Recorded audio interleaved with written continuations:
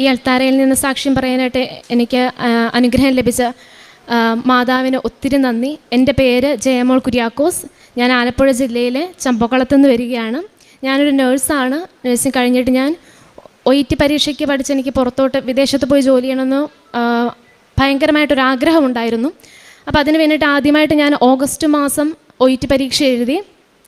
അപ്പം പരീക്ഷ എഴുതി കഴിഞ്ഞപ്പോഴത്തേക്കിനും എനിക്ക് ഫെയിലായി, എനിക്ക് കിട്ടിയില്ല.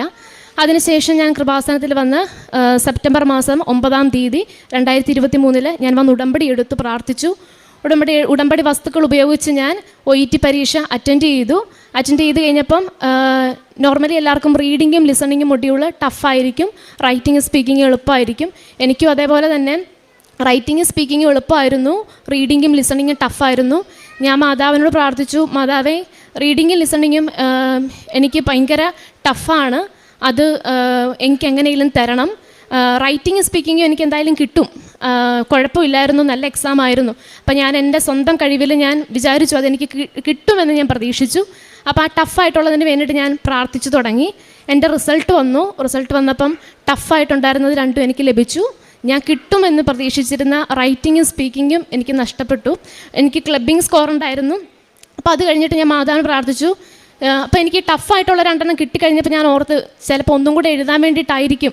അപ്പോൾ ഞാൻ മാതാവിനോട് പ്രാർത്ഥിച്ചിട്ട് തന്നെ ഞാൻ വീണ്ടും ഒന്നും കൂടെ പരീക്ഷ എഴുതി. ഡിസംബർ മാസം 16-ാം തീയതി വീണ്ടും ഞാൻ ഉടമ്പടി നിറച്ച വസ്തുക്കളായ തൈലവും ഉപ്പും ഉപയോഗിച്ചിട്ടാണ് ഞാൻ പരീക്ഷയ്ക്ക് പൊയ്ക്കൊണ്ടിരുന്നത്. അവിടെ ചെന്ന് കഴിഞ്ഞ് എഴുതി. 4 മൊഡ്യൂളും എനിക്ക് ടഫായിരുന്നു. അപ്പോൾ ഞാൻ ഓർത്ത് കഴിഞ്ഞ പ്രാവശ്യം ഇങ്ങനെ തന്നെ ആയിരുന്നു വന്നത്. അപ്പോൾ ഞാൻ മാതാവിനോട് പ്രാർത്ഥിച്ചു, മാതാവേ 4 മൊഡ്യൂളും ടഫായിരുന്നു, പക്ഷേ ഞാനത് കെയർ ചെയ്യുന്നില്ല, കാരണം കഴിഞ്ഞ പ്രാവശ്യം വന്നതുപോലെ തന്നെ ആയിരിക്കും. അപ്പോൾ അതുകൊണ്ട് ഞാൻ പറഞ്ഞു, എന്താണോ ദൈവഹിതം അതുപോലെ നടക്കട്ടെ. ഇനി ഞാൻ പോകണ്ട എന്നുള്ളതാണെന്നുണ്ടെങ്കിൽ ഞാൻ പാസ്സാകണ്ട, പക്ഷേ എനിക്ക് വേറൊരു വഴി നീ കാണിച്ചു തരണമെന്ന് ഞാൻ പ്രാർത്ഥിച്ചു. അപ്പം അതിനുശേഷം റിസൾട്ട് വരുന്നതിൻ്റെ ഇടയ്ക്കെല്ലാം ഞാൻ കൃപാസന പ്രാർത്ഥന, ഞാൻ ഉടമ്പടി പ്രാർത്ഥന മുടങ്ങാതെ രാവിലെയും അതേപോലെ തന്നെ കൊന്തയും ഞാൻ മുടങ്ങത്തില്ലായിരുന്നു. പരിശുദ്ധ കുർബാനയിൽ സാധിക്കുന്നിടത്തോളം ദിവസം ഞാൻ പങ്കെടുക്കുമായിരുന്നു. വിശുദ്ധ ഗ്രന്ഥം ഞാൻ വായിക്കുമായിരുന്നു. അപ്പം അങ്ങനെ റിസൾട്ട് വന്നു. 4 മൊഡ്യൂളും തന്ന് മാതാവ് എന്നെ പാസ്സാക്കി.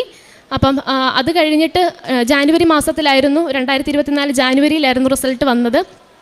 അത് കഴിഞ്ഞ് OET പരീക്ഷയ്ക്ക് ശേഷം CBT പരീക്ഷയുണ്ട്. അപ്പം ഞാൻ മാതാവിനോട് പ്രാർത്ഥിച്ചു, മാതാവേ ഇതുവരെ എത്തി എൻ്റെ കഴിവ് കൊണ്ടല്ല, ഈശോയെ മാതാവിലൂടെ എൻ്റെ പ്രാർത്ഥന കേൾക്കണമേ എന്ന് ഞാൻ പ്രാർത്ഥിച്ചു. ഞാൻ നിറച്ച വസ്തുക്കൾ ഉപയോഗിച്ചുകൊണ്ട് തന്നെ ബാംഗ്ലൂരായിരുന്നു പോയി CBT പരീക്ഷ എഴുതാനായിട്ട് പോയത്. അവിടെ ചെന്ന് പരീക്ഷ കഴിഞ്ഞു. 100 ക്വസ്റ്റ്യനാണ്. എനിക്കാകെ അറിയാവുന്നത് ഒരു 10-15 അങ്ങേയറ്റം മാക്സിമം. അപ്പം 71 മാർക്കാണ് നമുക്ക് വേണ്ടത്. അപ്പം ഞാൻ പുറത്ത് വന്ന് കഴിയുമ്പോൾ അപ്പം തന്നെ റിസൾട്ട് അറിയും. ഞാൻ അവിടെ ഇരുന്ന് പ്രാർത്ഥിച്ചിട്ടാണ് ഞാൻ ഇറങ്ങിയത്. പുറത്ത് വന്നപ്പം ഞാൻ CBT പരീക്ഷ പാസ്സായി. അത് കഴിഞ്ഞ് ഞാൻ ഏകദേശം ഒരു 8 മാസത്തോളം UK ഇൻ്റർവ്യൂ ഫ്രീസ് ചെയ്ത് വെച്ചു. ഇൻ്റർവ്യൂ ഒന്നും നടക്കുന്നില്ല. അപ്പം ഞാൻ ഈശോയോട് പ്രാർത്ഥിച്ചു, ഈശോയെ ഞാൻ ഉടമ്പടി എടുത്തതാണ്, അപ്പം എനിക്ക് എങ്ങനെയെങ്കിലും ഇൻ്റർവ്യൂ എനിക്ക് എങ്ങനെയെങ്കിലും നല്ല എനിക്ക് ഉറപ്പാണ് കിട്ടുമെന്നുള്ളത്. അപ്പം ഞാൻ വീണ്ടും പ്രാർത്ഥിച്ചു. എനിക്ക് 8 മാസത്തോളം ഞാനിങ്ങനെ ഇൻ്റർവ്യൂ വന്നു. അപ്പോൾ എല്ലാവരും എന്നോട് ചോദിക്കുന്നുണ്ട്, വീട്ടിൽ വരുമ്പോൾ എല്ലാവരും ചോദിക്കും, പോകാറൊന്നും ആയിട്ടില്ല. അപ്പം ഒരുപാട് സങ്കടമാണ്.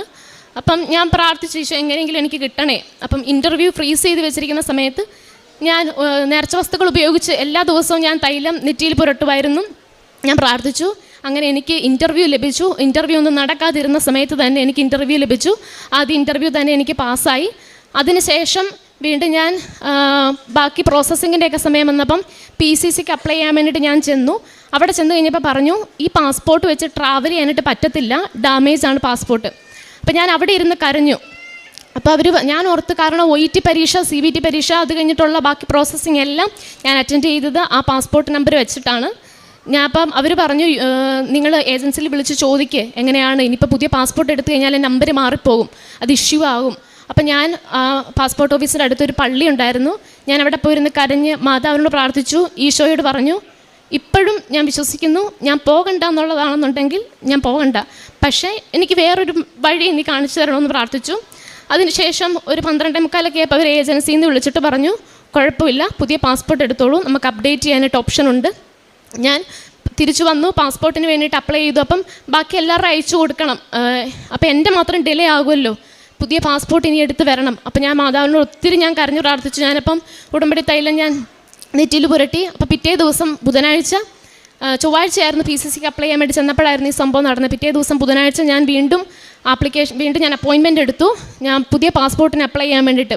അപ്പോൾ അവിടെ ചെന്നപ്പോൾ അവർ പറഞ്ഞു ഡാമേജ് പാസ്പോർട്ട് നമുക്ക് തൽക്കാലം കിട്ടത്തില്ല, നോർമൽ ഡേയ്സ് എടുക്കും എന്നിങ്ങനെ പറഞ്ഞു. അപ്പം ഞാൻ അവിടെ ചെന്നിട്ട് ഞാൻ ആ ഓഫീസേഴ്സിനെ എല്ലാവരെയും കാണുന്നതിന് മുന്നേ ഞാൻ ഉടമ്പടി കാശുരൂപം ഞാൻ നെഞ്ചോട് ചേർത്ത് വെച്ച് ഞാൻ പ്രാർത്ഥിക്കും. ഈശോയോടും മാതാവിനോടും ഞാൻ പ്രാർത്ഥിക്കും, പരിശുദ്ധാത്മാവെ എനിക്ക് അവരോട് സംസാരിക്കാനായിട്ടുള്ളൊരു വരം എനിക്ക് തരണേ, അഭിഷേകം തരണേ, മാതാവ് എൻ്റെ കൂടെ ഉണ്ടാകണേ എന്ന് പ്രാർത്ഥിച്ചിട്ടാണ് ഞാൻ എല്ലാ ഓഫീസേഴ്സിൻ്റെ അടുത്തും പോകുമ്പോൾ സംസാരിച്ചുകൊണ്ടിരുന്നത്. അപ്പം ഞാൻ അവിടെ ചെന്നു, ഓഫീസേഴ്സിനോടെല്ലാം സംസാരിച്ചു, എല്ലാം ക്ലിയർ ചെയ്തു. ഞാൻ വീട്ടിൽ വന്ന് കയറി, അന്ന് വൈകുന്നേരം എൻ്റെ ഫോണിൽ മെസ്സേജ് വന്നു എൻ്റെ പുതിയ പാസ്പോർട്ട് ഡിസ്പാച്ച്ഡ് ആയെന്നുള്ളത്.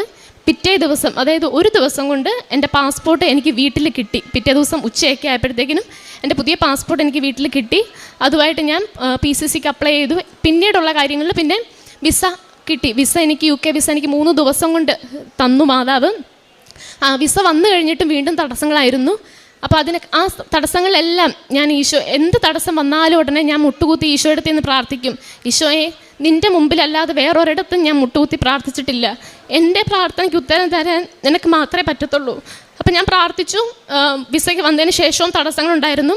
ഇന്നലെ എൻ്റെ ടിക്കറ്റ് വന്നു, നാളെ രാവിലെ ഞാൻ UKക്ക് പോവുകയാണ്. പരിശുദ്ധ അമ്മയിലൂടെ ഈശോ എനിക്ക് ചൊരിഞ്ഞു തന്ന അനുഗ്രഹങ്ങൾക്ക് കോടാനുകോടി നന്ദി. ഞാൻ പ്രേക്ഷിത പ്രവർത്തനങ്ങളായിട്ട് പത്രം അക്രൈസ്തവ മേഖലയിലും ക്രൈസ്തവ മേഖലയിലൊക്കെ കൊടുക്കുമായിരുന്നു. പത്രം കൊടുക്കുന്നതിന് മുന്നേ ഞാൻ പ്രാർത്ഥിക്കുമായിരുന്നു, ഈശോയെ ഇത് അർഹതപ്പെട്ടവരിലേക്ക് നീ എത്തിക്കണം. ആരെങ്കിലും മുഖം കറുപ്പിച്ച് കഴിഞ്ഞാൽ വേണ്ടെന്ന് പറയുകയാണെന്നുണ്ടെങ്കിൽ ഞാൻ നന്ദി പറയും, കാരണം അത് അവരിലേക്ക് എത്താനുള്ളതല്ലായിരുന്നു. അപ്പം ഞാൻ ആരെങ്കിലും വേണ്ടെന്ന് പറഞ്ഞാൽ ഞാൻ അവരോട് എൻ്റെ അനുഭവങ്ങൾ ഞാൻ പറഞ്ഞു കൊടുത്തിട്ടായിരുന്നു ഞാൻ പത്രം കൊടുത്തുകൊണ്ടിരുന്നത്.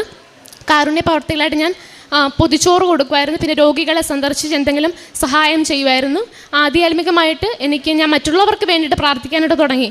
അപ്പോൾ എൻ്റെ കൂട്ടുകാർക്ക് വേണ്ടിയിട്ടൊക്കെ ഞാൻ പ്രാർത്ഥിക്കാൻ തുടങ്ങി. ഈശോയെ OET പരീക്ഷ പാസ്സാകാത്തവരുണ്ട്, ഇൻ്റർവ്യൂ കിട്ടാത്തവരുണ്ട്, എല്ലാവരെയും സമർപ്പിച്ച് എല്ലാ ദിവസവും ഞാൻ പ്രാർത്ഥിക്കാനായിട്ട് തുടങ്ങി. വിശുദ്ധ ഗ്രന്ഥം വായിക്കുവാനും പരിശുദ്ധ ബലിയിലൂടെ സജീവമായി പങ്കെടുക്കുവാനുള്ളൊരു അനുഗ്രഹം എനിക്ക് ലഭിച്ചു. പരിശുദ്ധ അമ്മയിലൂടെ എനിക്ക് ലഭിച്ച അനുഗ്രഹത്തിന് കോടാനുകൂടി നന്ദി ഈശോയ്ക്ക്. വിശുദ്ധ യാക്കോബ് ശ്രീയുടെ ലേഖനം 4-ാം അധ്യായം 10-ാം തിരുവചനം.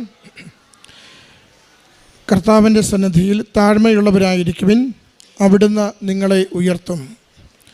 ജയമോൾ കുര്യാക്കോസ് എന്ന ഈ മകൾ തൻ്റെ വിദേശത്ത് പോകുവാനുള്ള പരീക്ഷയുടെ നേരിടലും വിസ പ്രോസസ്സിങ്ങിനെ കുറിച്ചുമാണ് നമ്മളോട് പങ്കുവയ്ക്കുന്നത്. എത്ര കണ്ട് പരിശുദ്ധ മാതാവിൻ്റെ സവിശേഷമായ സംരക്ഷണവും സഹായവും ഈ മകളുടെ പഠന പ്രോസസ്സ് വഴി ലഭിച്ചുവെന്ന് മകൾ സാക്ഷ്യപ്പെടുത്തുകയാണ്. ആദ്യ മകൾ പറയുമ്പോൾ നമ്മൾ കേൾക്കുന്നത് ഏറ്റവും എളുപ്പമുള്ള വിഷയങ്ങളിൽ അവൾ പരാജയപ്പെടുകയും അവൾ ഏറ്റവും പ്രയാസമെന്ന് കരുതിയ മൊഡ്യൂളുകളിൽ അവൾ വിജയിക്കുകയും ചെയ്തതിൻ്റെ സാക്ഷ്യമാണ്.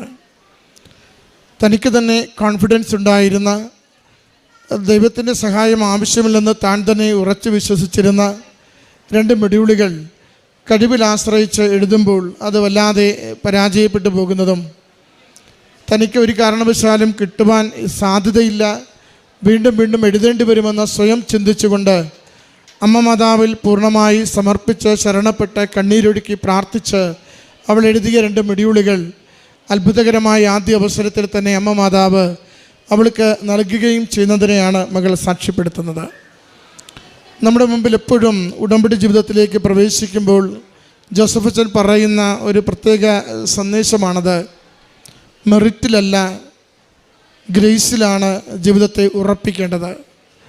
എപ്പോഴാണോ നമ്മൾ മെറിറ്റ് മുഴുവനും ഉപേക്ഷിച്ചുകൊണ്ട് ദൈവകൃപയാണ് അനുഗ്രഹത്തിൻ്റെ അടിസ്ഥാനമെന്ന് വിശ്വസിക്കുകയും ജീവിക്കുകയും ചെയ്തു തുടങ്ങുന്നുവോ ആ നിമിഷം മുതൽ തടസ്സങ്ങൾ മാറി, പ്രശ്നങ്ങൾ മാറി, പരാജയങ്ങൾ മാറി ഉയർച്ച വന്നു തുടങ്ങുമെന്ന് ആവർത്തിച്ച് ജോസഫ് അച്ഛൻ നമ്മളെ ഓർമ്മിപ്പിക്കാറുണ്ട്.